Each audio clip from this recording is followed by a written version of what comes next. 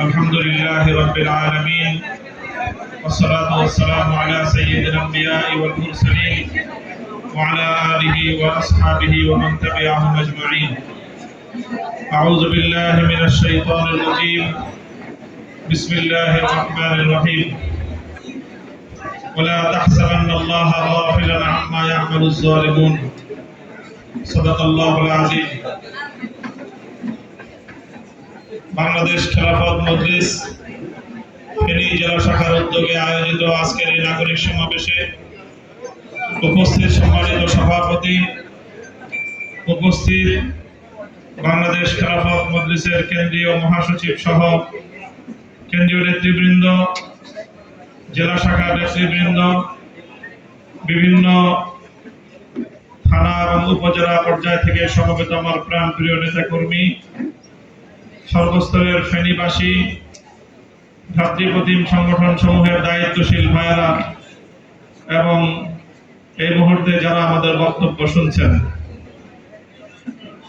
আমরা আজকে সময়ের অত্যন্ত গুরুত্বপূর্ণ একটি ইস্যুকে সামনে রেখে গণভোটের গণরায় বাস্তবায়ন এবং নাগরিক জীবনের বিভিন্ন সংকট সমাধানের দাবিতে দেশব্যাপী সিরিজ প্রোগ্রামের অংশ হিসেবে ঐতিহ্যবাহী ফেনী জেলার এই প্রাণ কেন্দ্রে আমরা আজকের এই নাগরিক সমাবেশে মিলিত হয়েছি।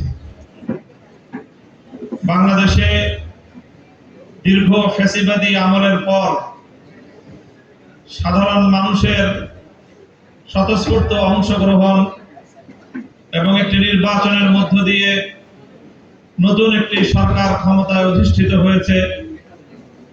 যদিও সেই সরকারের ক্ষমতায় অধিষ্ঠিত হওয়ার পেছনে নির্বাচনের ফলাফল বিষয়ে ব্যাপক অভিযোগ রয়েছে, সূক্ষ্ম ইঞ্জিনিয়ারিং এর, কিন্তু এরপরেও ক্ষমতাসীন সরকার ক্ষমতাসীন হওয়ার পর থেকেই বিরোধী দলীয় জায়গা থেকে আমাদের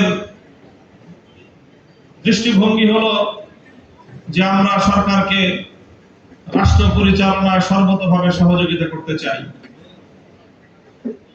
বাংলাদেশ আজকে জাতীয় এবং আন্তর্জাতিক অঙ্গনে যে সংকটগুলোর মুখোমুখি রয়েছে, সেই সংকটগুলোর সমাধানে বাংলাদেশ যেন একটি বলিষ্ঠ জায়গায় উপনীত হতে পারে, সেজন্য বর্তমান সরকারকে বিরোধী দলীয় জায়গা থেকে আমরা সর্বাত্মক পরামর্শ এবং সর্বতোভাবে সহযোগিতার হাত প্রসারিত করে দিয়েছি। কিন্তু সরকারের সময়কাল 5 মাস এখনো 5 মাস মাত্র সবেমাত্র অতিক্রান্ত হয়েছে। এই সময়ে আমাদেরকে সরকারের বেশ কিছু পদক্ষেপের বিরুদ্ধে জোরালো ভাষায়, কঠোর ভাষায় আমাদেরকে প্রতিবাদ করতে হচ্ছে এবং দাবি দাওয়া নিয়ে জনগণের দুয়ারে দুয়ারে আমাদেরকে যেতে হচ্ছে। এটা সরকারের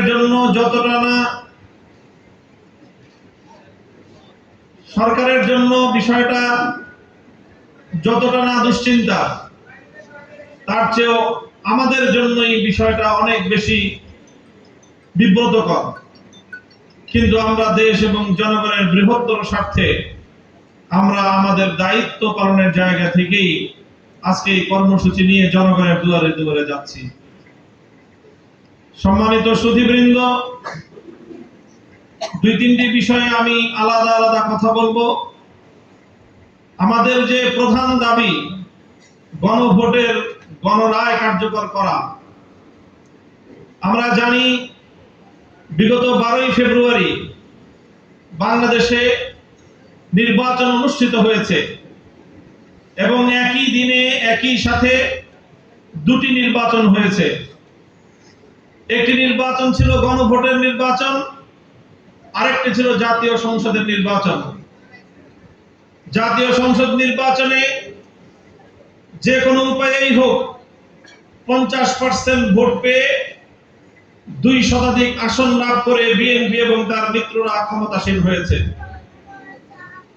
আর গণভোটে 69% বেশি মানুষ প্রায় 70% বাংলাদেশের জনগণ গণভোটে হায়ের পক্ষে তারা ভোট প্রদান করেছে।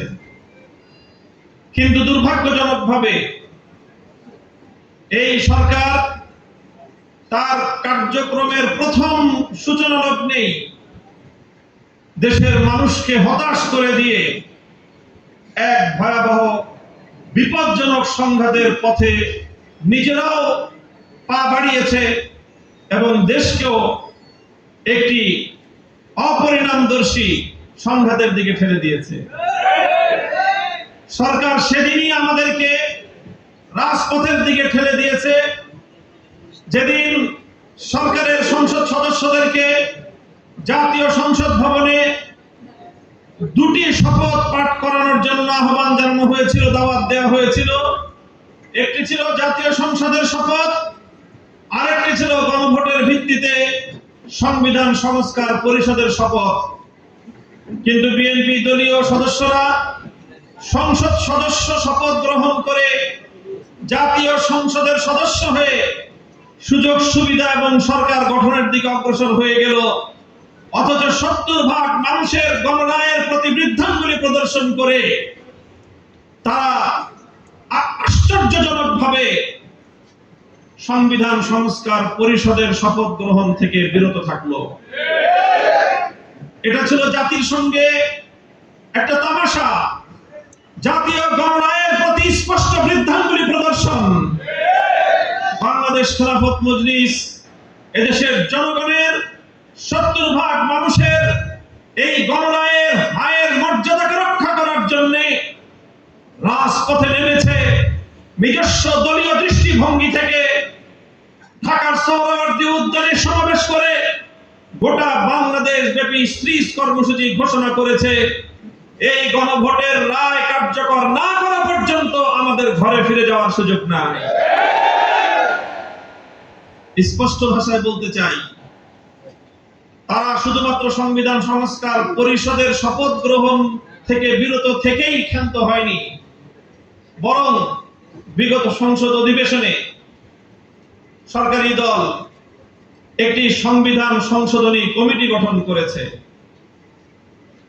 এখানে আমাদের দাবি ছিল, দেশের জনগণের ম্যান্ডেট ছিল এবং নির্বাচনের পূর্ববর্তী ঐক্যমত্য কমিশনে বিএনপি সহ সকল রাজনৈতিক দলগুলোর একটি সম্মিলিত ঐক্যমত্যের সিদ্ধান্ত ছিল যে সংবিধানকে আমরা সংস্কার করব, শুধুমাত্র সংশোধনী নয়।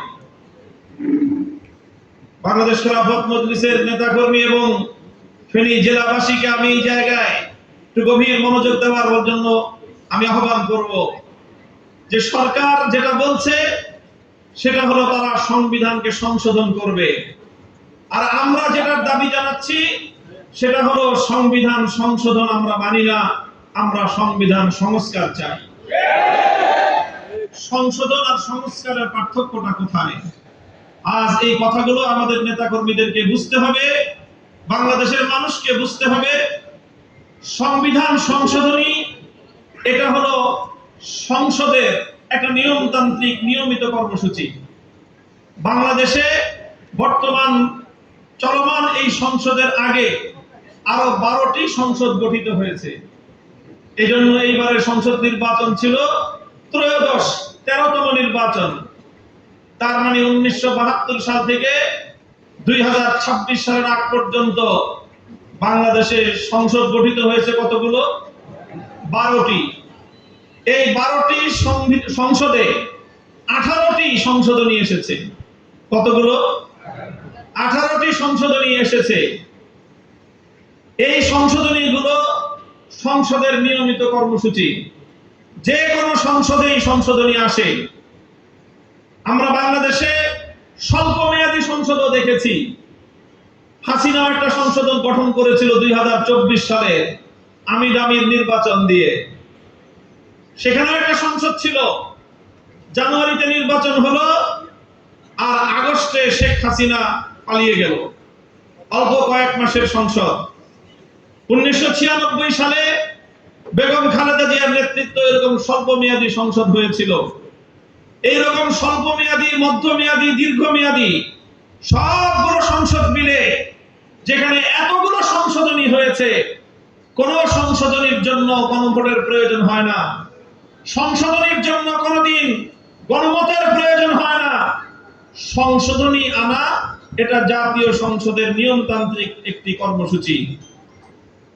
আজ বাংলাদেশ 2026 সালে গণভোটের মাধ্যমে জুলাই বিপ্লবের আকাঙ্ক্ষা বাস্তবায়নের জন্য যেই গণভোট আয়োজন করলো, গণভোটে হাকে বিপুল ব্যবধানে বিজয়ী করলো, সেটার কার্যকারিতা কোথায়? সেটাই হলো আমাদের প্রশ্ন। সেটার কার্যকারিতার একটাই উপায়, সেটা হলো একটা সংবিধান সংস্কার পরিষদ গঠন করতে হবে, যাদেরকে ভোটের মাধ্যমে সংবিধানকে সংস্কার করার ম্যান্ডেট দিয়েছে বাংলাদেশের 70% জনগণ। সেই ম্যান্ডেট বাস্তবায়ন করে সংবিধানকে এমন ভাবে সংস্কার করতে হবে যেন 2 দিন পরে কোন বিচারপতি অথবা পরবর্তী সংসদ যেন তুড়ি মেরে সেই সংশোধনীগুলোকে পরিবর্তন করে দিতে না পারে। আমি আপনাদেরকে এই কথাটা আরেকটু ক্লিয়ার করি, স্পষ্ট ভাষায় বলি। দেখেন, বাংলাদেশে 72-এ ভারতীয় আধিপত্যবাদী যেই সংবিধান তৈরি হয়েছিল, যেই সংবিধানের মূলনীতির মধ্যে ভারতীয় সংবিধান থেকে ধর্মনিরপেক্ষ মতবাদকে আমদানি করে বাংলাদেশের মানুষের চিন্তা চেতনা ধর্মীয় ঐতিহ্যের বিরুদ্ধে দেশের জনগণের কাঁধের উপর চাপিয়ে দিয়ে ভারতের সংবিধানকে বাংলাদেশে কপি পেস্ট করে 72 সালে বাংলাদেশকে ভারত মাতার চরণ তলে বলি দেওয়া হয়েছিল। 71-এর চেতনাকে গলা টিপে হত্যা করা হয়েছিল 72-এর সংবিধানের মাধ্যমে। সেই 72-এর সংবিধানের মূলনীতি যেহেতু ধর্মনিরপেক্ষতা, এই জন্য পরবর্তীতে সংবিধানে যতগুলি সংশোধনী আনা হয়েছে, প্রেসিডেন্ট জিয়াউর রহমান সাহেব বিসমিল্লাহির রহমানির রহিমের সংশোধনী এনেছিলেন। সংবিধানে আল্লাহর উপর অবিচল আস্থা এবং বিশ্বাস সংযুক্ত করেছিলেন। হোসেন মোহাম্মদ এরশাদ সাহেব রাষ্ট্রধর্ম ইসলাম ঘোষণা করেছিলেন। এই সবগুলো সংশোধনী সেই 72-এর সংবিধানের মূলনীতি ধর্মনিরপেক্ষতার সাথে সাংঘর্ষিক বিধায় এই 3টি সংশোধনী সংবিধানে টিকতে পারে না। এই কারণে আমরা দেখেছি শেখ হাসিনা ক্ষমতায় এসে সংবিধান থেকে আল্লাহর উপর আস্থা এবং বিশ্বাসকে সে মুছে ফেলেছে। সে কেন মুছে ফেলতে পেরেছিল? এজন্যই সে মুছে ফেলতে পেরেছিল কারণ আল্লাহর উপর আস্থা এবং বিশ্বাস সংস্কারের মাধ্যমে সংবিধানে সংযুক্ত করা হয় নাই, সংশোধনের মাধ্যমে সংযুক্ত করা হয়েছিল। আজও 1400 জুলাই যোদ্ধাদের রক্তের মাধ্যমে যে বিজয় অর্জিত হয়েছে, 30,000 আমার সন্তানদের পঙ্গুত্ব এবং অন্ধত্বের মাধ্যমে যে জুলাই বিপ্লব বাংলাদেশে সংগঠিত হয়েছে, সেই জুলাই বিপ্লবের লক্ষ্য এবং আকাঙ্ক্ষা বাস্তবায়নের জন্য যে গণভোট অনুষ্ঠিত হয়েছে, সেই গণভোটের ম্যান্ডেট হলো এই: আমরা অতীতের মতো ঠুনকো এবং দুর্বল সংশোধনী চাই না, আমরা পার্মানেন্ট সংবিধানে সংস্কার দেখতে চাই। আমরা বলতে চাই সংবিধান সংস্কার করে সেখানে আল্লাহর উপর অবিচল আস্থা এবং বিশ্বাস স্থাপন করতে হবে। তোমরা আজকে সংশোধনী দিয়ে এটাকে অন্তর্ভুক্ত করবা, 2 দিন পরে আবার আদালত থেকে কোন এক কুলাঙ্গার বিচারক এসে অতীতের মতো যেভাবে তত্ত্বাবধায়ক সরকার বাতিল করে দিয়েছিল, কোন এই ধরনের কলমের খোঁচায় আবারও এরকম হাজারো মানুষের রক্তের মাধ্যমে অর্জিত জুলাই সনদকে এক কলমের খোঁচায় বাংলাদেশের সংবিধান থেকে উৎখাত করে দিতে পারে।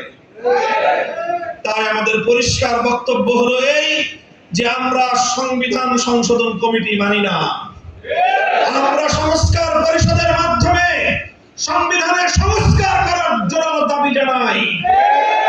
সরকারকে আমরা এই বিষয়ে আমাদের স্পষ্ট বার্তা হলো এই: দেখেন, সংশোধনের জন্য জনগণের ভোটের প্রয়োজন ছিল না, সংশোধনের জন্য গণভোটের প্রয়োজন ছিল না।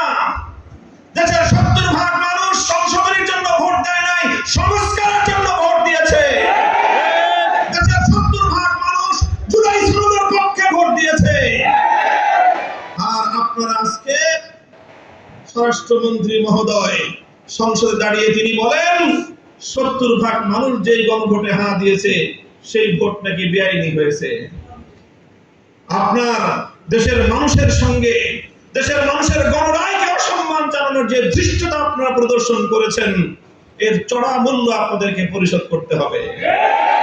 মনে রাখবেন, বাংলাদেশের ইতিহাস সেটাই বলে 1970 সালে সেই দৌর্দণ্ড প্রতাপশালী পশ্চিম পাকিস্তানি শাসক গোষ্ঠী বাংলাদেশের মানুষের গণরায়কে অসম্মান জানিয়েছিল, আর প্রতিনামে তার প্রতিদান হিসেবেই বাংলাদেশের মানুষ 71-এর মুক্তিযুদ্ধের মাধ্যমে পশ্চিম পাকিস্তানিদেরকে উচিত জবাব দিয়েছিল। শেখ হাসিনা 2014 সালে, 18 সালে, 24 সালে বাংলাদেশের মানুষের ভোটাধিকার কেড়ে নিয়েছিল। এর পরিণামে 24-এর 5ই আগস্ট, 36-এ জুলাই বাংলাদেশের মানুষ দৌর্দণ্ড প্রতাপশালী শেখের ঘাঁটি শেখ হাসিনাকে বাংলার জমিন থেকে, মানচিত্র থেকে উৎখাত করে দিয়েছে। আমরা চাই না শহীদ প্রেসিডেন্ট জিয়াউর রহমান এবং বেগম খালেদা জিয়ার দল বিএনপি এই ধরনের কোন বিপজ্জনক পরিস্থিতির সম্মুখীন হোক।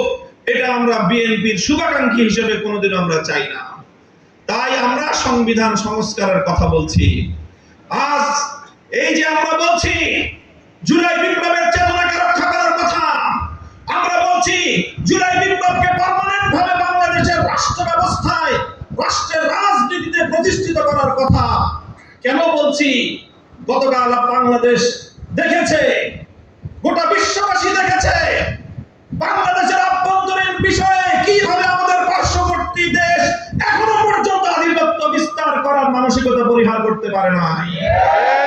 বাংলাদেশের আদালত থেকে খুনি হিসেবে চিহ্নিত হয়ে 1400 মানুষের রক্তে যার হাত রঞ্জিত সেই খুনি শেখ হাসিনার বিরুদ্ধে যেখানে বাংলাদেশের আদালত মৃত্যুদণ্ডের রায় ঘোষণা করেছে, তাকে ফেরারি আসামি ঘোষণা করেছে, যে শেখ হাসিনার বিরুদ্ধে 2013 সালে শাপলা চত্বরে হেফাজতের গণহত্যার কারণে গ্রেফতারি পরোয়ানা জারি করা হয়েছে, সেই আমাদের দেশের পলাতক আসামিকে পার্শ্ববর্তী দেশ নয়াদিল্লিতে সমস্ত প্রোটেকশন দিয়ে আন্তর্জাতিক গণমাধ্যমের কাছে বক্তব্য প্রদান করার সুযোগ দিয়ে তার রাজনীতিকে সেখান থেকে আবার এস্টাবলিশ করার ষড়যন্ত্র চলছে।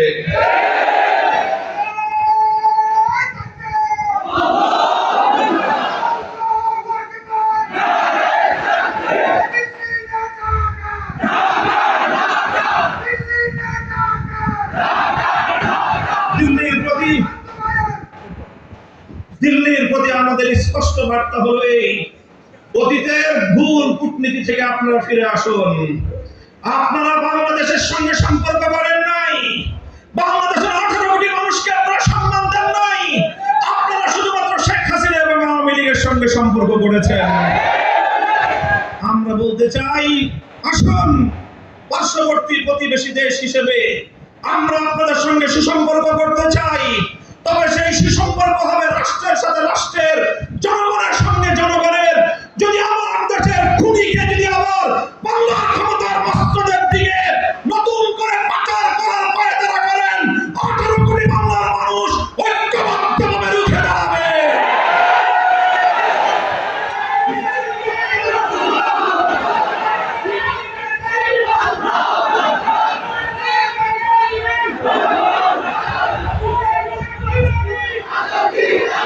আমি আমার বর্তমান সরকার এবং বাংলাদেশের পররাষ্ট্র মন্ত্রণালয়কে এই জন্য ধন্যবাদ জানাই যে তারা দিল্লির এই এমন পোড়ামাটি নীতির এবং দিল্লির এই অবিবেচনা প্রসূত বাংলাদেশের সার্বভৌমত্বের প্রতি অসম্মান সূচক পদক্ষেপের তীব্র প্রতিবাদ জানিয়েছে। আমরা বলি শুধু প্রতিবাদে ক্ষান্ত থাকা নয়, দিল্লির বিরুদ্ধে আরো কঠোর পদক্ষেপ গ্রহণ আমরা দেখতে চাই। আন্তর্জাতিক আদালতের মাধ্যমে, ইন্টারপোলের মাধ্যমে আমার বাংলাদেশের পলাতক খুনিকে ধরে এনে বাংলাদেশে তার ফাঁসির রায় কার্যকর।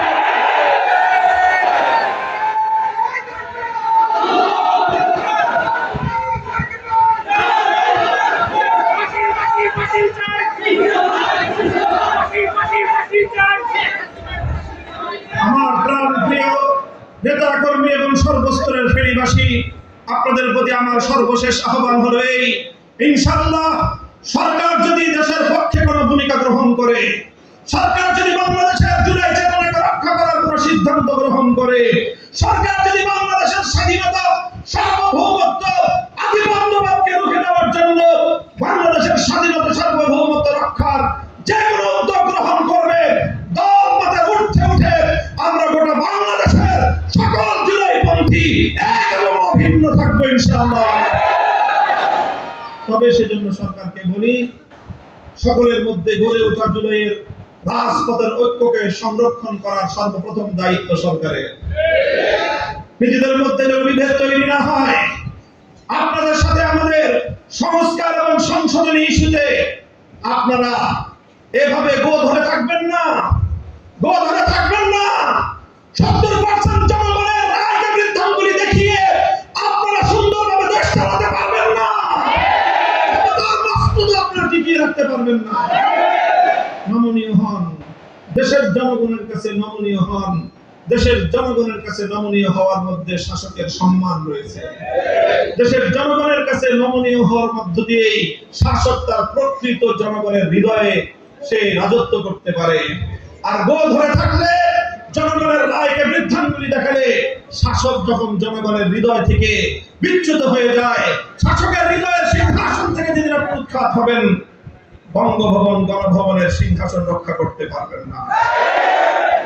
আগামী আমাদের স্থানীয় সরকার নির্বাচনগুলোতে সিটি কর্পোরেশন নির্বাচন, পৌরসভা নির্বাচন, উপজেলা পরিষদ নির্বাচন, ইউনিয়ন পরিষদ নির্বাচন, ওয়ার্ড কাউন্সিলর নির্বাচন, প্রতিটি নির্বাচনে বাংলাদেশ খেলাফত মজলিসের নেতাকর্মীরা ব্যাপক প্রস্তুতি গ্রহণ করুন। প্রয়োজনে সমমনা অন্যান্য আমাদের সহমতের রাজনৈতিক দলগুলোর সঙ্গে আপনারা সুন্দর, সহনশীল, ভ্রাতৃত্বপূর্ণ, সৌহার্দ্যপূর্ণ সম্পর্ক গড়ে তুলুন। ইনশাআল্লাহ প্রতিটি ক্ষেত্রে বাংলাদেশ খেলাফত মজলিস আগামী দিনে বাংলাদেশের জাতীয় রাজনীতিতে প্রতিনিধিত্বমূলক রাজনীতি করবে ইনশাআল্লাহ।